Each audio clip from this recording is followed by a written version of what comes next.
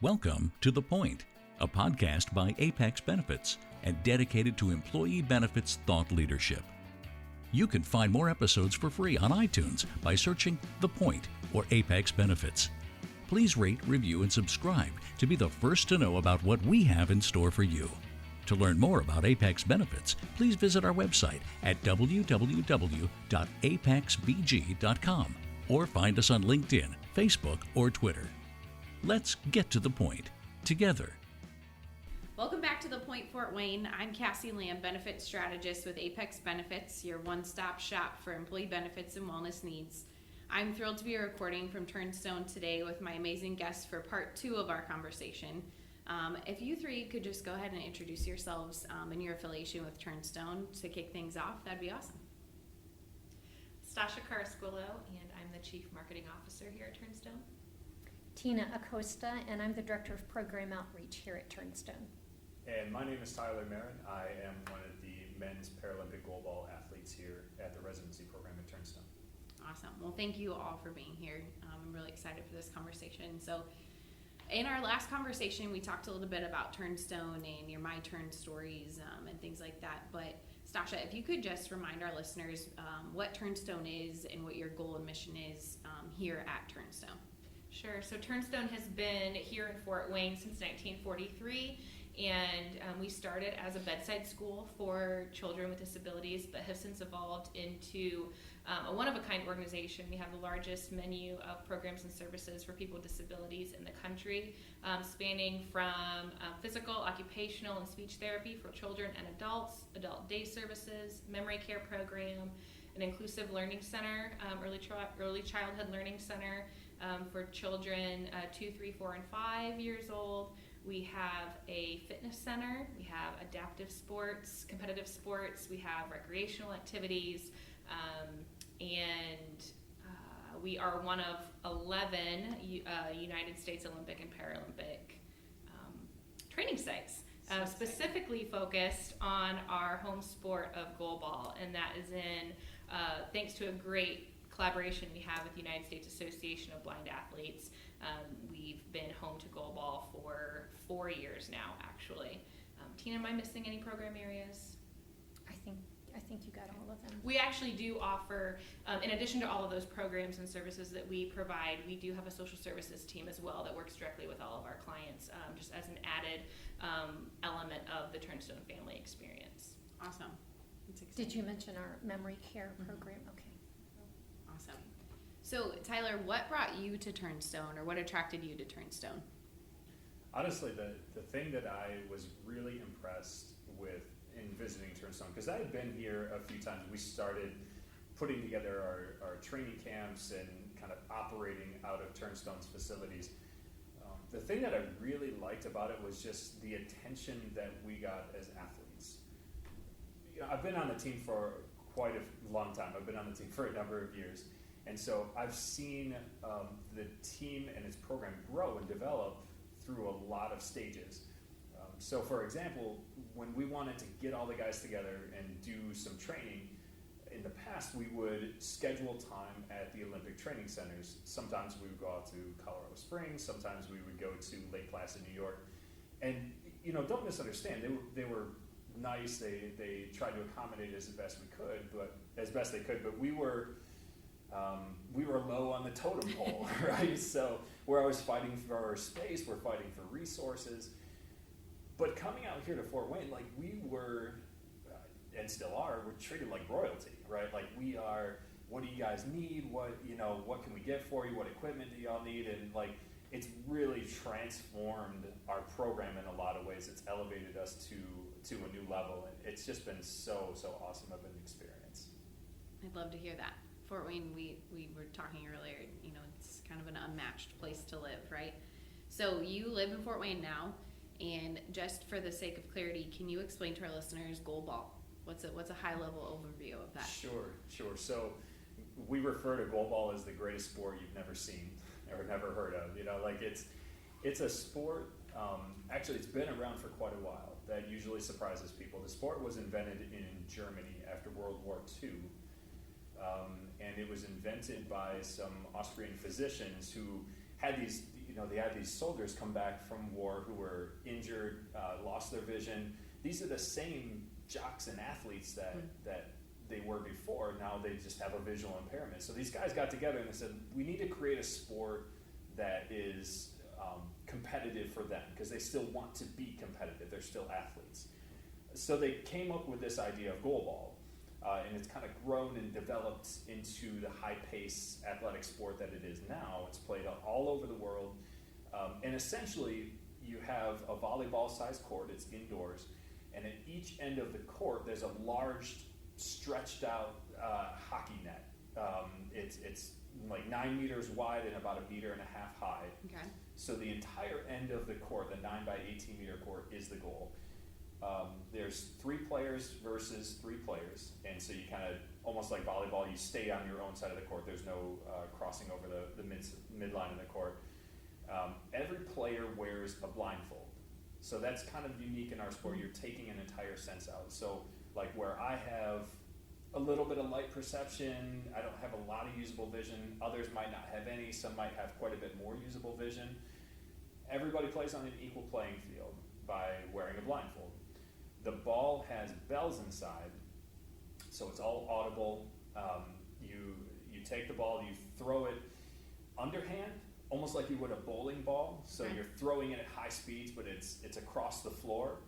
And the players at the other end will then listen for the bells and the skip of the ball, and they'll, like a soccer goal, they put themselves in front of it, block the ball with their chest, belly, legs, arms, whatever you can put in front of the ball to stop it from going in your goal. The floor is laid out in sections with tape, with like string underneath the tape, so you can kind of feel through your shoes or with your hands lining up in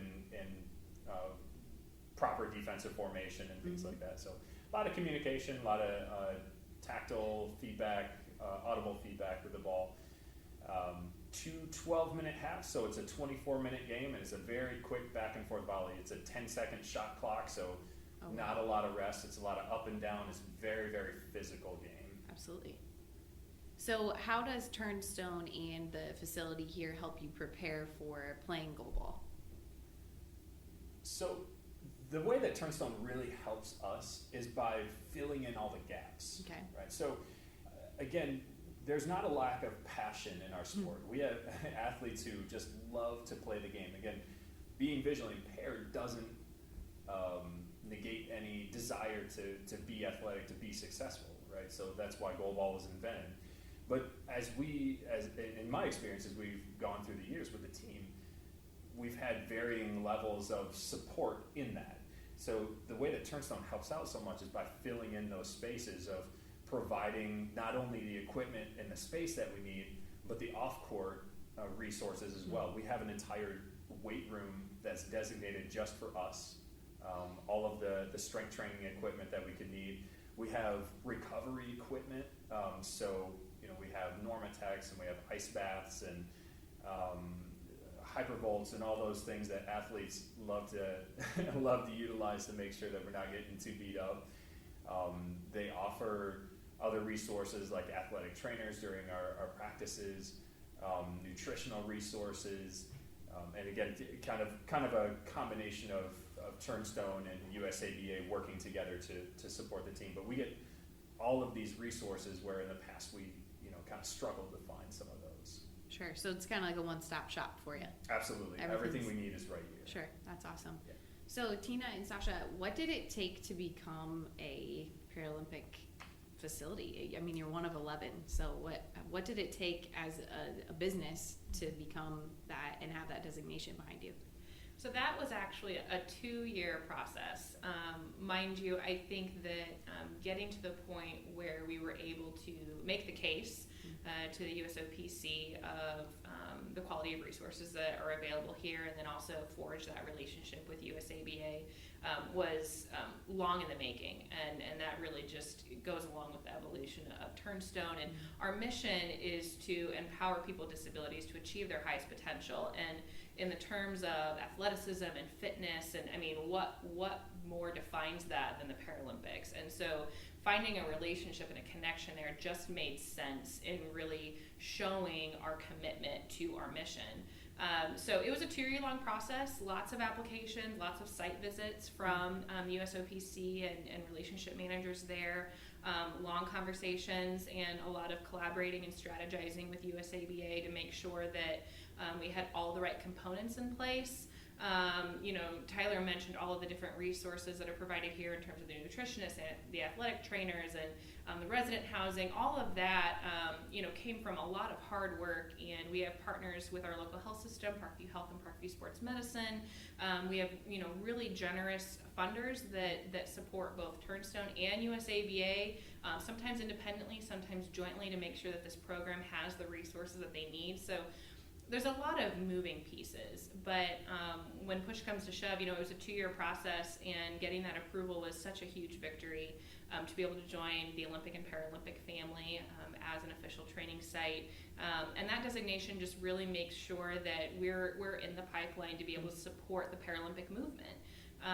The Paralympic movement is all about empowering people with Paralympic eligible disabilities to achieve excellence. And it's just an incredible movement to be behind, especially right now where there's just, there's so much talk and I think building awareness around the impressiveness of the determination and athleticism and commitment of Paralympic athletes and the different stories that encompass what that looks like. And so to be able to support that and to support our local athletes that come here to our residency program and are pushing forward and achieving new things, it's really an exciting role that Turnstone is able to play with these athletes and with programs. Right, it's exciting.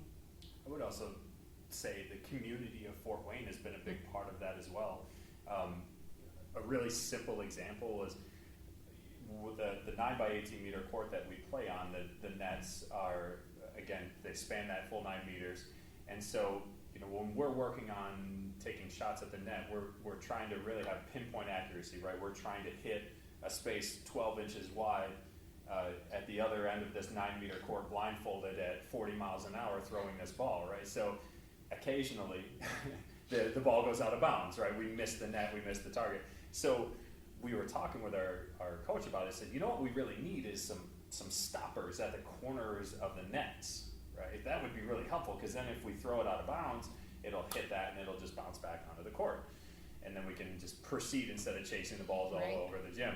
So there's a nonprofit here in Fort Wayne where it's a group of kind of retired carpenters and engineers, and we went to this group and said, here's what we need. And not only do they make these stoppers for us, we've got one at each corner now, but they're actually like a box where we can store goalballs in, and so just little things like that Fort Wayne, the community itself, along with Turnstone and some of these other entities, really have stepped up.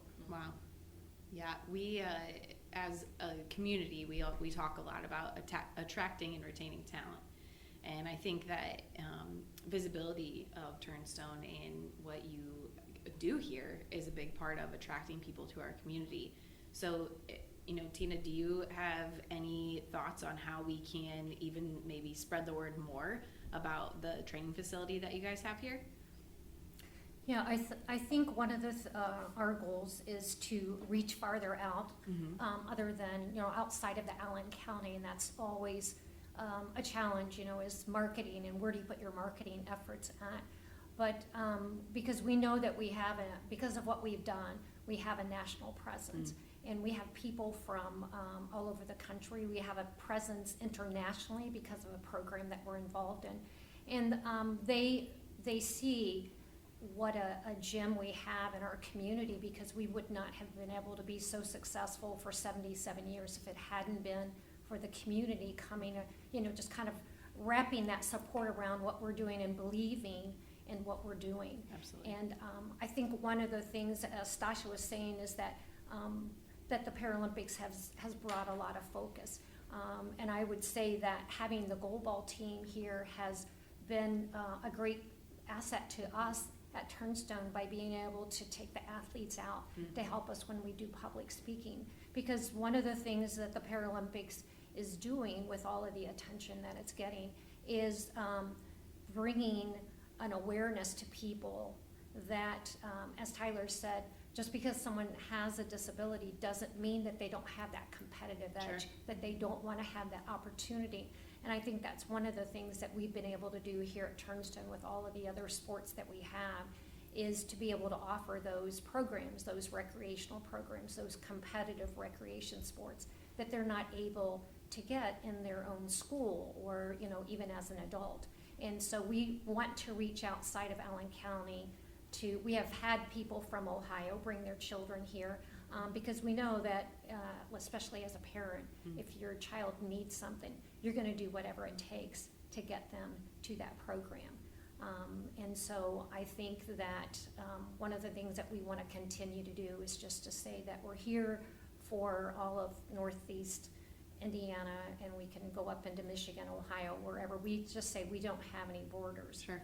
But we've been able to use the Goalball team also to have our own, recreational goalball sport. And it's really exciting. I feel like it's kind of opened up another avenue for people with disabilities. Yeah. And I think it's also really important to highlight the fact that being part of the Olympic and Paralympic family, our focus is not just the elite athletes that are on the verge of or preparing to compete at that ultimate level. It's also a commitment to building the pipeline. And there's so much value in ensuring that all children and really all individuals in general, regardless of your age, but children and youth especially, have access to sports, regardless of what your abilities might be. Adaptive sports exist for a reason, and there's so many values and skills and life lessons you learn through sports. And so the fact that Turnstone has our recreation program where we can introduce youth and anyone of any age really to a multitude of sports. We have air rifle shooting and bowling and just a number of sports. Sure. But then we also have 11 different competitive teams, including Goalball, that compete out of Turnstone. We have wheelchair basketball and rugby and sled hockey and track and field. And so we're really trying to move these individuals, once they find their strengths and sports that they love and they find that, trying to move them through. And so when it comes to reaching more people and trying to share that message, that's the whole thing. Goalball is an incredible piece of the Turnstone family, but we've had over 20 Paralympic athletes come through Turnstone in a multitude of other sports, and they all had to start somewhere. And that's a piece of what Turnstone does as well, is giving people the opportunity to start somewhere. And it doesn't matter what your experience level is, it doesn't matter what you think you might be capable of. If this is a goal of yours, Turnstone's here to help you move closer to what that might look like for you. And that's a part of who Turnstone is, both as a 77-year organization and also as a member of the Olympic and Paralympic family. It kind of crosses over there. Right. So you mentioned starting from where you're at and working towards your goal. And Tyler, you are the epitome of that, right? You're headed to Tokyo, and what does it look like for a Paralympic athlete to make it to that level? Making it to the Paralympic Games it's an incredible experience. So the Tokyo Games will actually be my 4th Paralympics. I competed in Athens in 2004, Beijing in 2008, and then Rio in 2016. And the experience of wearing your nation's colors, marching into the stadium with the fireworks and the flags and the fanfare, and just it's almost like more than you can handle. It seems so much bigger than what you're doing. When you really boil it down, we're just throwing a ball back and forth at each other, trying to bludgeon each other to death, right? So, but it's just such a cool experience. And I think the thing that's really important to keep in mind is that whether you make the Paralympic Games or not, it's a great goal to have, but that's not necessarily the point, right? The point is to be the most competitive version of yourself that you can be. And it's so translatable. That's the one thing that I love about sport. I love about what Turnstone does, and teaching people about exercise and athletics is that it's translatable. I mean, life is competitive, right? And challenging yourself daily to be better than you were the day before is such a crucial concept that sports teach. And so having an organization like this that can teach that to people, and giving them the opportunity to go as far along the line as they want to, right to the pinnacle of the medal stand at the Paralympics, is just such a cool thing to have. Sure. So you explained to me a little before we were recording, but can you explain to our listeners about the process of being on the team and what that looks like in order to even make the team? Sure. And I'm glad you bring that up too, because I think sometimes people hear about the Paralympics and there's some confusion as to what that's all about and what the level of competition is in that. So the word para in Paralympics, or the section of the word para, actually means parallel. So it's really literally designed to run alongside the Olympic Games. So the Olympic Games are for able-bodied athletes. The Paralympic Games are for physically disabled athletes. So that's where you're going to find visual impairments, amputees, wheelchair users, cerebral palsy athletes.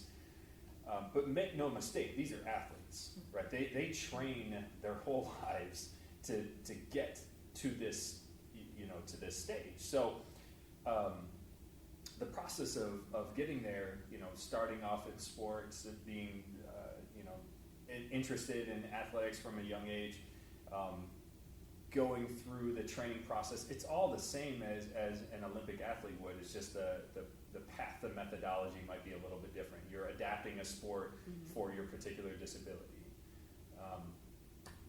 Can you tell me what direction I was going with this again? You're good. In order to make it to even being, an option for the team. Thank you. So it's, starting off like any other athlete would, you find your passion, right? What is it you're interested in doing? What do you like to do? And then figuring out, do I enjoy this enough to try to improve myself at it? Should I learn more about it? What are the techniques? What kind of physical training should I do? What kind of nutrition should I have? You get yourself plugged into a really good program. You start to grow and discipline yourself in that sport. You push into those higher extremes of exercising and regimenting yourself, disciplining yourself. For me, I started competing in goalball when I was about 13, 14 years old. This is when I started losing a lot more of my vision. Okay. I got plugged into some services, started learning how to use a cane, learning how to read Braille, and I was introduced to the sport of goalball through a sports education camp held at Western Michigan University every year. Their blind and low vision rehab department was really, really well run. Dr. Paul Ponchilla and his wife Sue Ponchilla started this camp. I learned how to adapt sports, and that's where I learned how to play goalball. So from there, growing up in a family of athletes, I took to it very, very quickly, but I enjoyed it so much that I started, again, doing that research, like, how do I become better at this? How do I make myself a better athlete? Which set me on my career path of going to school for exercise science, becoming a personal trainer, a strength and conditioning coach. And pretty quickly I was scouted at some local tournaments by coaches, by USA coaches. I was invited to a training camp, and I actually made the USA team a short 2 years after I started competing in the sport. So my very first international tournament was the Pan American Games in 2001, May of 2001. So I had just turned 17 at that time. Wow.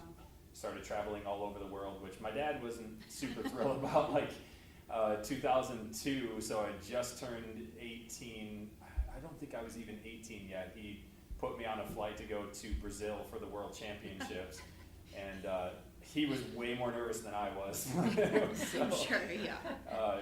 It's one of his favorite stories to tell. So, and since then, I've competed in over 15 countries for my sport. I've been to about 27 of our United States competing and doing different things for sport. So it's really led me down a very positive path. Sure. So in order to make the team for Tokyo, what does that look like?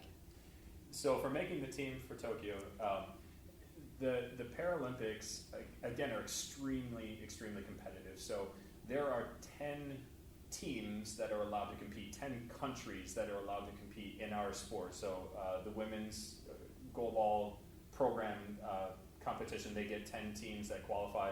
The men's side gets 10 teams. Mm-hmm. So the qualification happens over the span of about 2 years. The first opportunity is at the Goalball World Championships, which is 2 years prior to the Paralympic Games.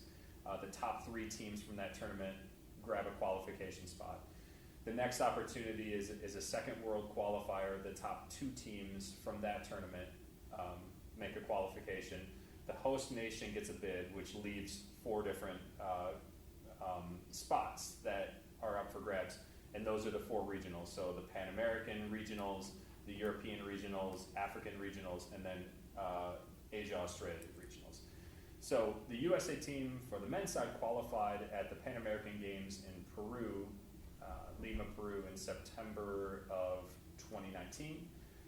The women's team qualified actually here in Turnstone during the IBSA qualifier. That was back in April of 2019. July, thank you. That was back in July of 2019. So both the men's and women's USA goalball teams are qualified. We have a spot for Tokyo. The athletes, however, are not selected yet. So that process is still ongoing. Somewhere around March or April of 2021, we will actually solidify who makes the team. There's 6 athletes that will be going for each team. Right now for the men's side, we have about 11 or 12 athletes that are vying for those 6 spots. Wow. Yeah, so it's very competitive. That's what I was going to say. It defaults back on the fact that para means parallel, which I'm so glad you explained that, because it is competitive. I mean, sports are sports, and they're very, very competitive. And so it's awesome to hear you say that. As far as moving forward with the Olympic qualifiers and the Paralympic qualifiers, are there other things that Turnstone is doing, other events that we should be aware of? And obviously COVID threw a wrench in a lot of those things, but moving forward, how can the community get involved and be as excited as Tyler is about it? I mean, you can feel the passion when he talks about it. So how can we as a community kind of rally around? And obviously we can watch him on TV when it happens, but before all of that, how can we get as excited as Tyler and rally the troops here in Fort Wayne and surrounding areas? So COVID aside, I would say to truly appreciate goalball for what it is, you have to see it. Sure. I worked at Turnstone for 6 months before I saw a goalball game in action, and I thought I understood it until I worked the event, which at that time was Goalball Nationals a couple of years ago. And the intensity and the energy of the sport, you just have to see it to feel it and understand it. So I think first and foremost, when we have our goalball events, come one, come all. Ticket prices are usually free. If they're not free, they're very, very low, like $1 or $2, and it's worth bringing the family out. It is a silent sport. I don't remember if Tyler mentioned that when he was explaining the sport, but during competition, it's totally silent, which really builds the energy. Normally you're there, cheering your team on or encouraging the athletes, and it's silent until the ball is out of play or there's a goal. Wow. And so it's very comparable to like tennis. Yeah. Where Okay. When the volleys are happening, the crowd is silent, but when a point is scored or something happens, everybody goes crazy. Okay. So it's just like that atmosphere. Okay. Yeah, and it just builds. It's neat. So I think that's the first step. There's videos you can watch, but come out and see it. And again, COVID aside, we have volunteers that help with practices. We have volunteers that help with the various goalball events that do come to Turnstone. With us being the home of goalball and our goalball Center of Excellence and the residency program, we have a dedicated gym just for goalball, which exists in very few places in the country. But we also are a home to the only Terraflex goalball floor permanently installed, which is the only setup of its kind in the country. Wow. And so we are very often host to Goalball Nationals, for example. That's an annual annual event. Unfortunately, it just was canceled for 2020 because of COVID, but we will get back to that. Absolutely. And, you know, as Tyler mentioned, just last summer we hosted the International Blind Sports Association's Goalball and Blind Judo International Qualifier, which was an event that brought in 500 athletes from 40 different countries, all vying together in those two different sports. And we had over 700 volunteers locally participate in that and make it possible. Wow. So when the world is back on its axis and everything is going full bore, there's so many opportunities to be a part of what's going on here and to learn more about goalball, to learn more about adaptive sports and the Paralympic movement. So I think if you're interested, send us an email. We'll get you on the list. We'll let you know what's available now, and what becomes available as everything returns to normal, whenever that might be. And then also, I mean, if you have the interest and excitement and the passion to give, there are opportunities to support the Goalball Center of Excellence here at Turnstone. We also have an elite athlete scholarship development fund that we have set up just to specifically support individual athletes as they prepare to pursue their Paralympic dreams. So moving through that pipeline, you have to compete in international events, you have to get some of that experience under your belt and continue to train, which comes along with a lot of cost as well. So we've got funds like that set aside, and there's funds and opportunities through the United States Association of Blind Athletes to support the athletes and the sport through there as well. So there's a number of opportunities, and I really just encourage anyone whose interest was piqued through this conversation and they want to learn more, let us know, because so many of us, Tyler included, would love to bring people along this journey and let them see it. Absolutely. And I think we can also say that if you want to learn more about it, they could also check out our website, check Absolutely. out Turnstone's website and our Facebook page. And then also the men and the women have their own Facebook page. And Tyler, you can probably tell us what the correct, is it the U.S. men's goalball team? Yes. And then there's also a U.S. women's goalball team. So they sometimes will have little bits of video from their practices. Right now they're doing a lot of player focus, so you can get to know the athletes. And then the other thing is that if someone is interested in learning more about goalball and they'd like to have someone come and talk to their group, we can also make that, I mean, we can make that happen. I mean, Sure. with COVID, we're being very creative, and it can be done virtually, but the athletes do go out and do public speaking as well. That's awesome. And we've engaged them in a lot of that since Good. they've been here. It's necessary. Mhm. It's good for awareness, but it's also good to have a physical face to know what you're going to go watch. I think that's really important too. Well, we'll definitely get all of the links to that in the description of the podcast so that anyone can just click on it and engage right away with it. But thank you so much for having me today. It was overwhelming almost to walk in, and on the side of the wall is just, I mean, it's literally a wall full of plaques and trophies and just recognition that you guys obviously overwhelmingly deserve. And it was awesome too to walk in, and it's not, you don't just get one age when you walk in, you know, it's young to old, and I mean, everyone's here and smiling and happy to have a place where they can exercise and like Tyler said, be competitive. I think that's a huge part of being competitive, is just knowing that you have some place to go to do that. So thank you so much for being part of the podcast today. I really appreciate all three of you joining us. Thank you for having us. Thank you. You can find more episodes for free on iTunes by searching The Point or Apex Benefits. Please rate, review, and subscribe to be the first to know about what we have in store for you.